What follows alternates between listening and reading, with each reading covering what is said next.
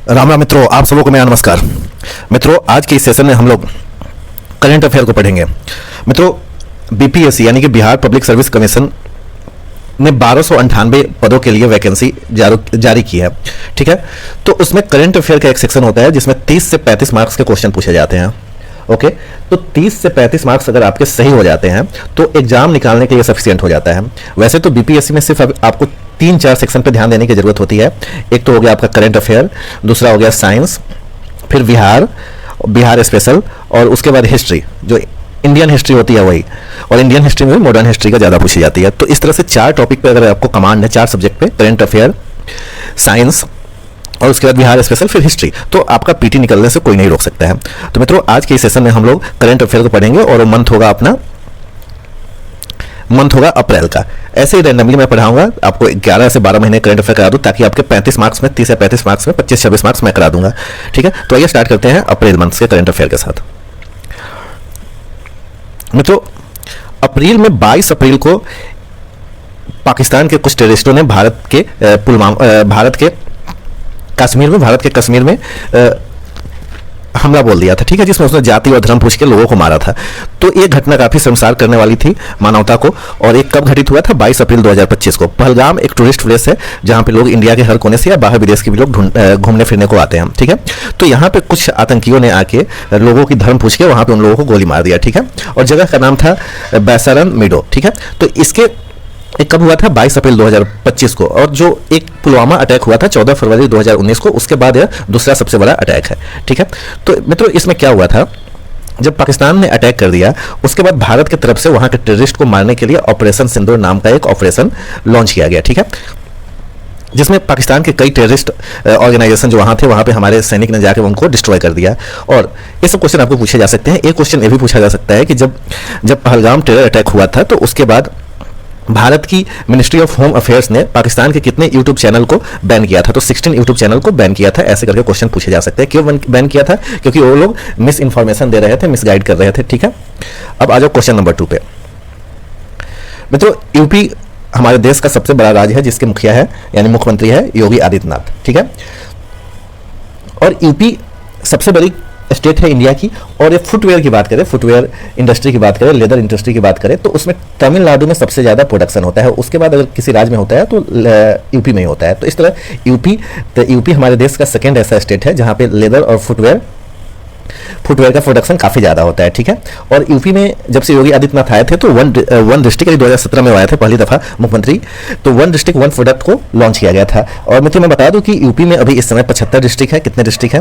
ये सब क्वेश्चन पूछे जाते हैं। यूपी में 75 डिस्ट्रिक्ट है, 18 डिवीजन है, और वहाँ पे MLC 100 है। वहाँ का जो लेजिस्लेटिव असेंबली है वो बाइकैमरल है, यानी कि वहाँ पे MLC और MLA चुन के आते हैं। तो MLC 100 और MLA 403 है, MP 80 और राज्यसभा के मेंबर 31 है। ये मित्रों पूछ लिया जाता है कि यूपी में MLC की संख्या कितनी है? तो 100। MLA की संख्या कितनी है? 403। MP कितने चुन के आते हैं? 80। अब कंफ्यूज नहीं होना है कि MP 80 है तो जिलों की संख्या भी 80 होगी। जिलों की संख्या 75 है। ठीक है, तो मित्रों, मेरी बातों को आप सुनते जाना और उससे आपके काफी डाउट क्लियर होंगे और एग्जाम में यहीं से क्वेश्चन छपेंगे सीधे।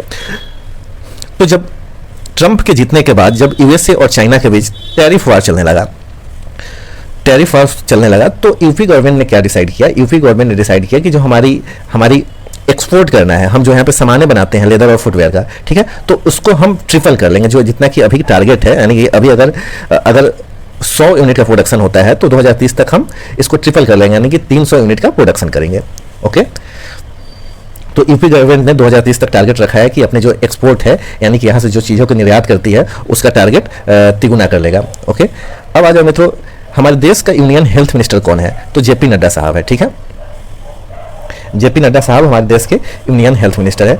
और वर्ल्ड इम्यूनाइजेशन वीक 24 अप्रैल से 30 अप्रैल के बीच मनाया जाता है। ठीक है, और इस बार का थीम क्या था? Immunization for all is humanly possible. Okay, अब हेल्थ मिनिस्टर की बात हुई तो हेल्थ पे एक क्वेश्चन है कि भारत में एक नेशनल कैंपेन लॉन्च किया गया जिसमें मिजिल्स और रूबेला नाम का एक बीमारी है, हाईली इन्फेक्शियस डिजीज है। इसको खत्म करने के लिए एक कैंपेन को लॉन्च किया गया। तो कब तक खत्म करने का निर्णय लिया गया है? तो 2026 तक। ठीक है, अब आ जाओ नेक्स्ट क्वेश्चन अगेन कश्मीर की तरफ का ही है। मित्रों, एप्रिकोट ब्लॉसम फेस्टिवल, जिसे हम एप्रिकॉट ब्लॉसम फेस्टिवल, जिसे हम चूली मेंडोक के भी नाम से जानते हैं, इसको हम चूली मेंडोक के भी नाम से जानते हैं, तो ये लद्दाख में मनाया गया। और कौन सी विलेज में मनाया गया? तो संजाक विलेज में मनाया गया, ठीक है। और इसका ऑर्गेनाइजर आपसे पूछा जा सकता है, तो ऑर्गेनाइजर था डिपार्टमेंट ऑफ टूरिज्म कारगिल, ठीक है। तो मेजरली इसमें आपसे क्या पूछा जाएगा कि एप्रिकॉट ब्लॉसम फेस्टिवल कौन से मंथ में मनाया गया? तो अप्रैल। और इसका दूसरा नाम क्या है? तो चूली मेंडोक। कहाँ मनाया गया? तो लद्दाख के संजक करके विलेज है। ऑर्गेनाइजर कौन था? तो department of tourism. Next question मित्रों, सीपीसी एक ऑर्गेनाइजेशन है, ठीक है। सीपीसी एक ऑर्गेनाइजेशन है जो कि क्या करता है कि भारत में पॉल्यूशन बढ़ रहा है, घट रहा है, कहाँ पे बढ़ रहा है, कहाँ पे घट रहा है, इसको मॉनिटर करता है और इसको रेगुलेट करता है। इसकी अगर एस्टेब्लिशमेंट की बात करें तो 1974 में हुई थी। और ये किसके अंदर ऑपरेट करता है? तो minister of environment, forest and climate change के अंदर काम करता है, ठीक है। अब देखो, सीपीसी जो है एक सीपीसी पहले से 4 अदर इसके एग्जिस्टिंग कैटेगरी थे। इसमें इन्होंने एक नया कैटेगरी को लॉन्च किया है जिनका नाम है ब्लू कैटेगरी। तो आपसे पूछा जाएगा कि सीपीसी भी अपने 4 कैटेगरी के अलावा कौन सा एक नया कैटेगरी को लॉन्च किया है? तो ब्लू कैटेगरी को लॉन्च किया है, ठीक है। अब मित्रों आते हैं अगले क्वेश्चन पे, अगले पॉइंट पे 6। देखो, लॉरियस वर्ल्ड स्पोर्ट्स अवार्ड 2025 ये पूछा जा सकता है। तो लॉरियस वर्ल्ड स्पोर्ट्स अवार्ड 2025 किसे दिया गया? तो लॉरियस, इसमें बहुत सारे अवार्ड दिए जाते हैं जिसमें आपको जो फेमस होते हैं वही पूछे जा सकते हैं। तो राफेल नडाल को मिला था लॉरियस स्पोर्टिंग आइकन अवार्ड। किन्हें मिला था? राफेल नडाल को, ठीक है। ये टेनिस के खिलाड़ी हैं। और ये कहाँ पे, ये अवार्ड का हेल्ड कहाँ पे हुआ था? तो मैड्रिड में हुआ था, ठीक है। और मित्रों इसमें लाइफ टाइम अचीवमेंट, अभी 2025 की बात कर रहा हूँ, लाइफ टाइम अचीवमेंट का अवार्ड किसे मिला? तो केली स्लेटर को। और जो ये राफेल नडाल है, ये राफेल नडाल दूसरे रेसिपिएंट है लॉरियस स्पोर्टिंग आइकन अवार्ड को। तो पहले रेसिपिएंट कौन थे? तो पहले रेसिपिएंट थे मित्रों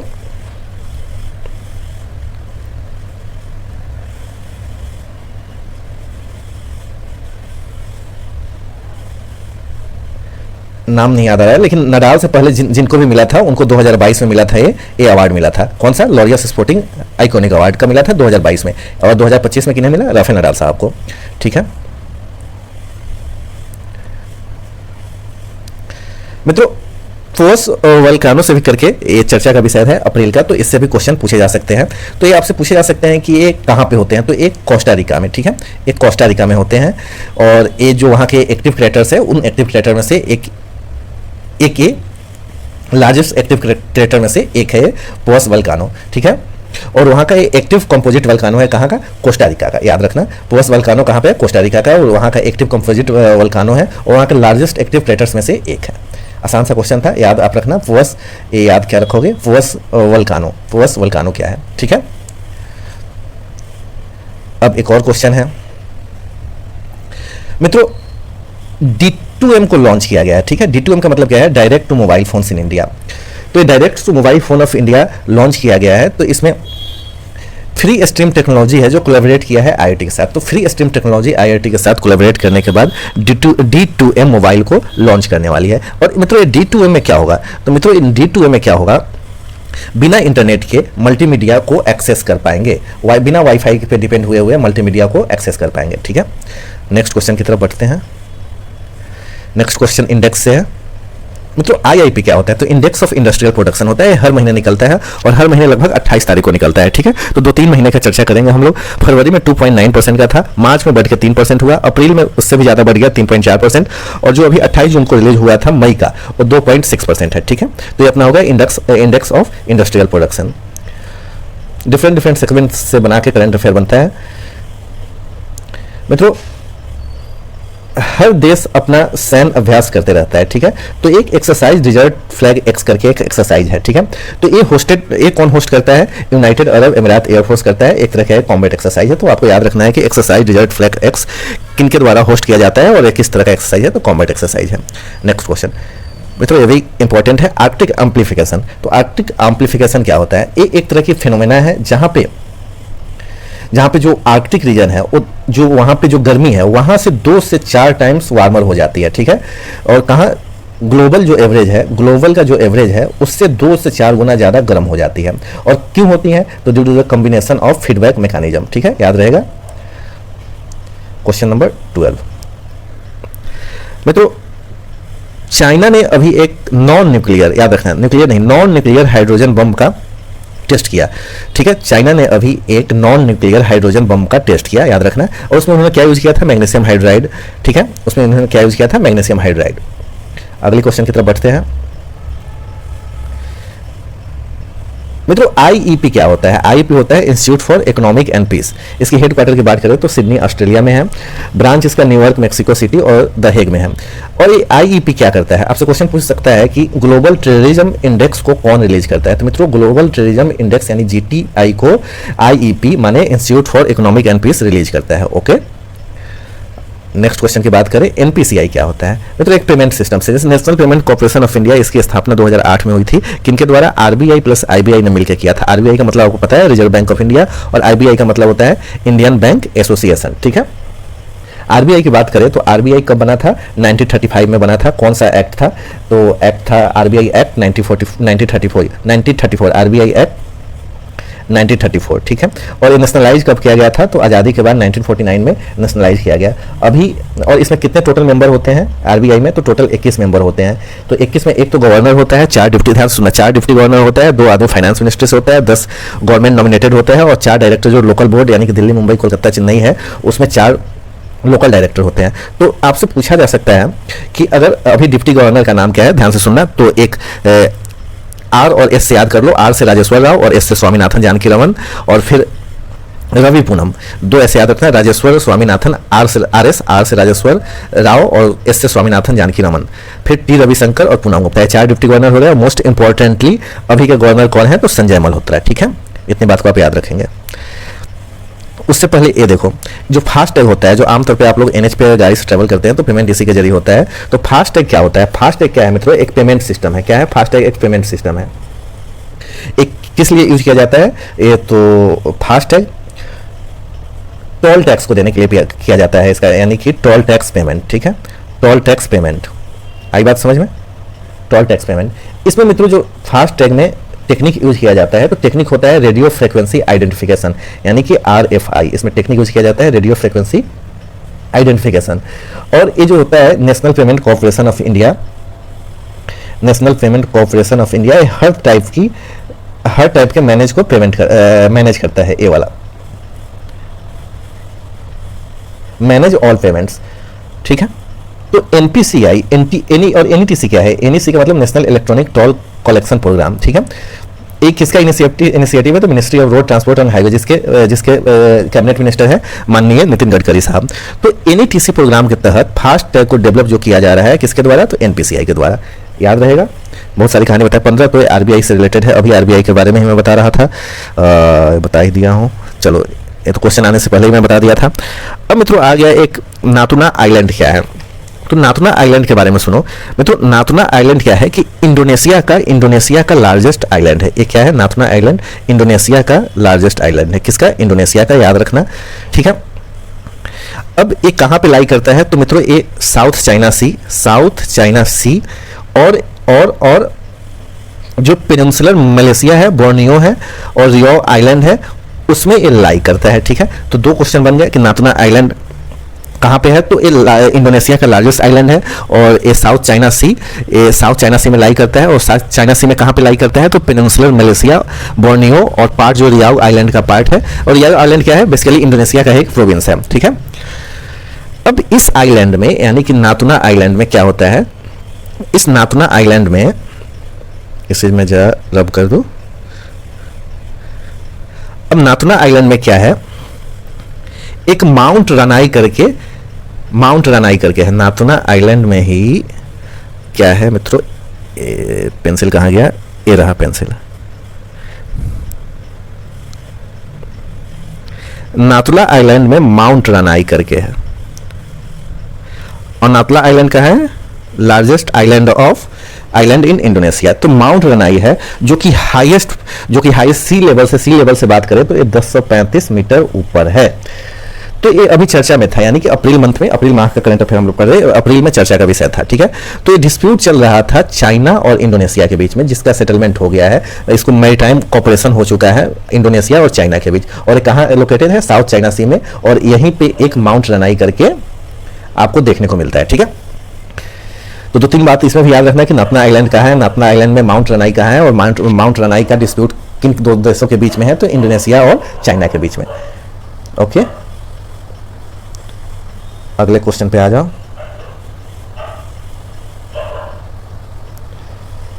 भारत प्रोजेक्ट। मित्रों ये भारत प्रोजेक्ट है, इनको लॉन्च किया गया यूनियन कॉमर्स मिनिस्ट्री के द्वारा, और यूनियन कॉमर्स मिनिस्टर कौन है? पीयूष गोयल साहब। तो इसमें बेसिकली क्या कहा गया है कि आपको ये हम इस मिशन के तहत 1 करोड़ एंटरप्रेन्योर को क्रिएट करेंगे और उनको एम्पावर करेंगे। और कौन कौन से उस सिटी से होंगे? तो टायर 2, टायर 3 या रूरल इंडिया से हो सकते हैं। अगले क्वेश्चन की बात करें तो अगेन इंडेक्स क्या है? ये क्या है? इंक्लूसिव इंटरनेट इंडेक्स, यानी कि III, इंक्लूसिव इंटरनेट इंडेक्स। ठीक है,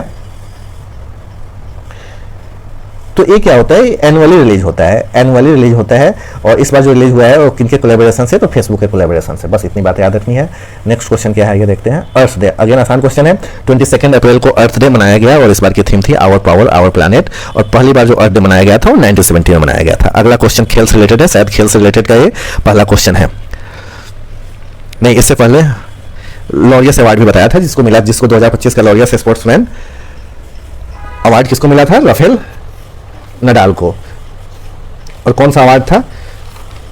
तो लॉरियस स्पोर्टिंग आइकन अवार्ड था, जो कि राफेल नडाल को मिला था। ये अवार्ड लेने वाले ये दूसरे नंबर के खिलाड़ी थे।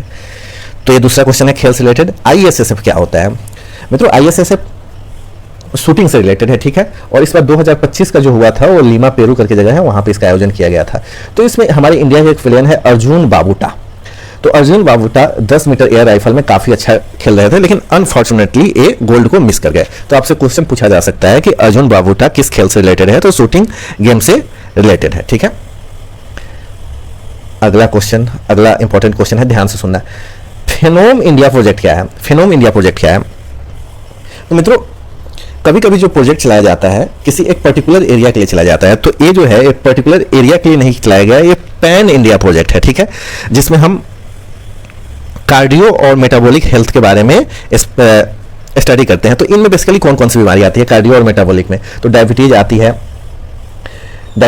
है, लीवर की बीमारी आती है और हार्ट की बीमारी आती है। और इसमें हम इन्फेक्शियस डिजीज के बारे में चर्चा नहीं करते। इन्फेक्शियस डिजीज क्या होता है? जैसे ट्यूबरकुलोसिस, मलेरिया। तो फेनोम इंडिया प्रोजेक्ट है जिसमें हम लोग कार्डियो मेटाबॉलिक हेल्थ को मॉनिटर करेंगे। और कार्डियो मेटाबॉलिक हेल्थ में कौन कौन से आ जाते हैं? तो डायबिटीज आ गए, लीवर की बीमारी आ गई और कार्डियक डिजीज आ गए। ठीक है, फेनोम इंडिया प्रोजेक्ट है, मेडिकल से रिलेटेड है, डिजीज से रिलेटेड है।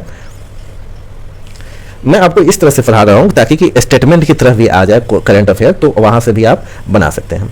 World malaria day, world malaria day मित्रों 25 अप्रैल को मनाया जाता है हर वर्ष। और इस बार का थीम है मलेरिया एंड्स विथ अस, री इन्वेस्टमेंट, री इमेजिन और री इग्नाइट। मित्रों मलेरिया क्या होता है? मलेरिया एक फीमेल मच्छर है, एनोफिलीज, उसके काटने से होता है। ठीक है, उसके काटने से होता है। ठीक है, और जैसे कि आपके शरीर में काटा तो उसका जो खून हमारे शरीर में आया तो वैसे ही ट्रांसमिट हो जाता है। और एक प्लाज्मोडियम पैरासाइट से इसके कारण मलेरिया होता है। तो malaria is caused by plasmodium parasites and transmitted by female anopheles mosquitoes। मित्रों स्माइल करके एक इनिशिएटिव है, काफी अच्छा इनिशिएटिव है। तो पहले मैं स्माइल का आपको पूरा नाम बता दूं।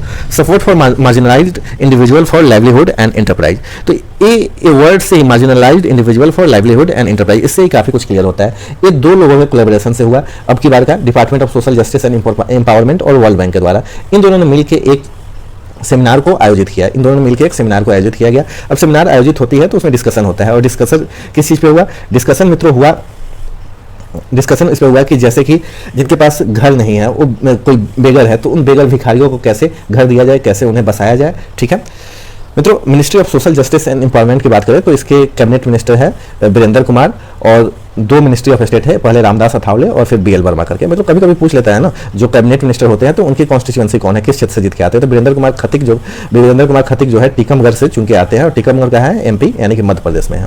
ठीक है, अब क्वेश्चन नंबर 24 मित्रों, क्वेश्चन नंबर 24 इसरो से रिलेटेड है। मतलब और फेमस पर्सनालिटी जो किसी महीने में डाई कर जाते हैं, पर लोग गमन कर जाते हैं, उनके बारे में भी क्वेश्चन बच जाता है। तो के कस्तूरी रंगन साहब है, ये 84 साल की अवस्था में बेंगलोर में इन्होंने अपनी आखिरी सांस ली। तो ये इसरो के चीफ हुआ करते थे। ठीक है, और जो नेशनल एजुकेशन पॉलिसी आई थी उसके ड्राफ्टिंग कमेटी के चेयरपर्सन थे। ठीक है, इतनी बात को आप लोग याद रखना। तो इनका कस्तूरी रंगन बेंगलोर में इनका निधन हो गया। इसरो के चेयरमैन थे और अभी जो हाल में नेशनल एजुकेशन पॉलिसी आई थी उसके ड्राफ्टिंग कमेटी के चेयरमैन थे। ओके, क्वेश्चन नंबर 25 देखो, एक नया प्रोटो माइक्रो कंटेंट आया है, डिस्कवर किया गया है। ठीक है, तो ये कहाँ पे है? तो डेविस स्टेट में। और डेविस स्टेट का मतलब क्या होता है? ग्रीनलैंड और कनाडा के बीच में। याद रखना 3 चीज याद रखना। फोटो माइक्रो कॉन्टिनेंट ये कहाँ पे डिस्कवर किया गया? तो डेविस स्टेट में। और डेविस स्टेट का मतलब क्या है? कि ग्रीनलैंड और कनाडा के बीच में। अगले क्वेश्चन की बात करें, ये क्या पेज कैसा हाथ है, ओके यहाँ पे अमरावती। तो अमरावती जैसे कि आंध्र प्रदेश से अलग होकर तेलंगाना राज्य बना, ठीक है। तो उस अब आंध्र प्रदेश का, तेलंगाना का कैपिटल हैदराबाद, ठीक है। अब आंध्र प्रदेश का जो प्लान कैपिटल है वो अमरावती है, ठीक है।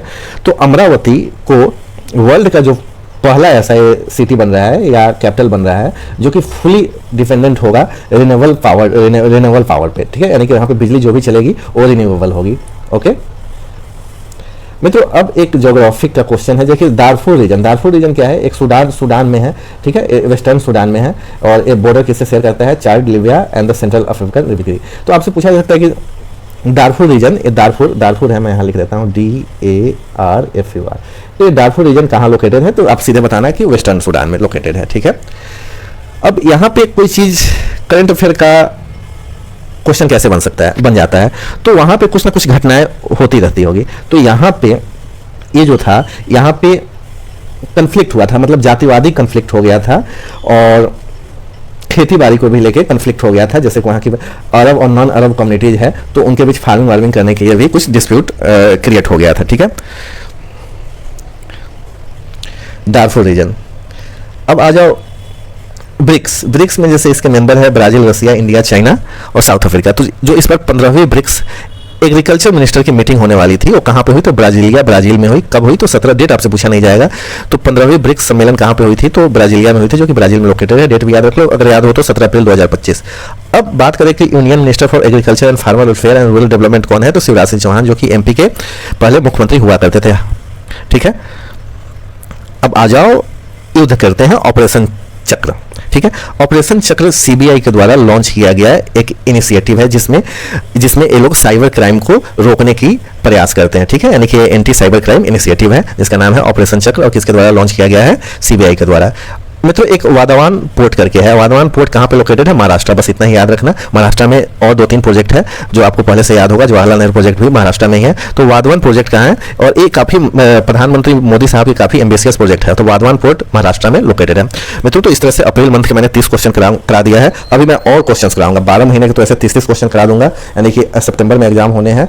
तो अगस्त से लेकर मैं अगस्त तक के, आपके अगस्त 2024 से अगस्त 2025 तक के करंट अफेयर के क्वेश्चन करा दूंगा, ठीक है। और उसके अलावा अभी तो फिलहाल 30 क्वेश्चन कराऊंगा, यानी कि 30 × 12 = 360 क्वेश्चन। लेकिन उम्मीद है कि जब एग्जाम आते आते मैं 1000 करंट अफेयर क्वेश्चन आपको करा दूंगा और डिटेल एनालिसिस कराऊंगा, ठीक है। तो मिलते हैं अगले सेशन में। जय हिंद, जय भारत।